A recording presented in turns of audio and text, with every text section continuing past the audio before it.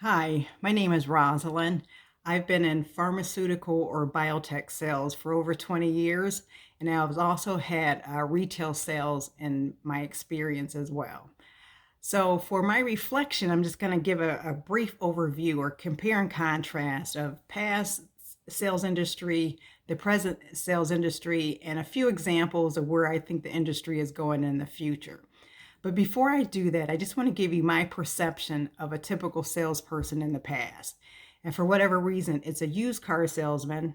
He was pushy, he was arrogant, he wasn't necessarily knowledgeable, but he made it seem like he was knowledgeable. And also, in my mind, he was always wearing plaid pants for some reason. Or anyway, if you kind of move forward to the present day salesperson, they're more sales professionals. They're more customer centric. Know a lot more about their product and services, and also they know a lot about the product and services of their competitor products. So I think in one of the Harvard Review studies, they named two types of sales consultants as either hunters or farmers.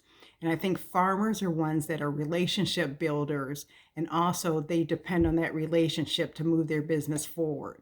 And I think in today's industry, being a farmer is more important because it helps to maintain that relationship. And that way, it makes you a better resource to be a problem solver. Sales reps of the past also, there is a very short, limited supply of information. That sales consultant may be the only source of information, so you are really much dependent on the information that he provided for you. But if you fast forward today, there's so much information available with the internet and social media. So customers are a lot more well informed today than they were in the past. So because they are more informed, it is so critically important for that sales representative to know their information, be honest about their information, and also work for an ethical company. Also, if you compare like the marketing channels, in the past there were only a few marketing channels. You may have some, print advertisement, TV commercials, word of mouth. But today there's so much more advertisement with social media, the internet, landing pages. So it gives the opportunity for your consumers to come to you, but also at the same time gives an opportunity for your consumers to go to your competitors as well.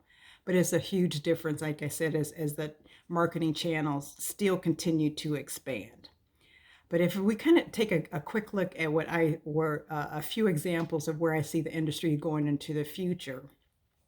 One thing that COVID taught us as an industry that we needed to be nimble, we needed to make adjustments because of the environment. So we still needed to maintain contact with our customers.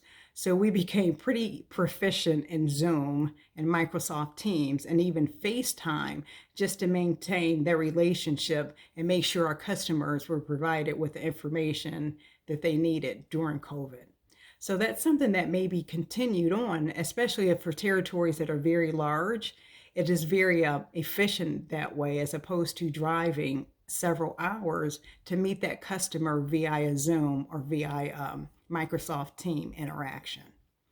Also, we just recently incorporated machine learning, which is something that's new, that's moving into the future, in which the intelligence that we already have in our database, that marketing machine or that intelligence, machine learning, it would incorporate that information and then have us anticipate the needs of the customer in the next step. So that way we can kind of stay ahead of what they need and kind of project what they need based on the information that we provide the machine. That's something that we just incorporated, and I think that's something that's going to be incorporated into the future as well. And lastly, I think the increase in digital channels through the use of technology is going to be huge in the future. And the use of that technology in that expanded digital channels allows our company and other companies to integrate their marketing team and their sales team. At one time, or even in the past, and even sometimes in the present, the marketing team is in a silo from the sales team. But that integration will help the sales staff and the sales consultants and the sales managers be more strategic as far as providing customer value. Thank you and have a good night.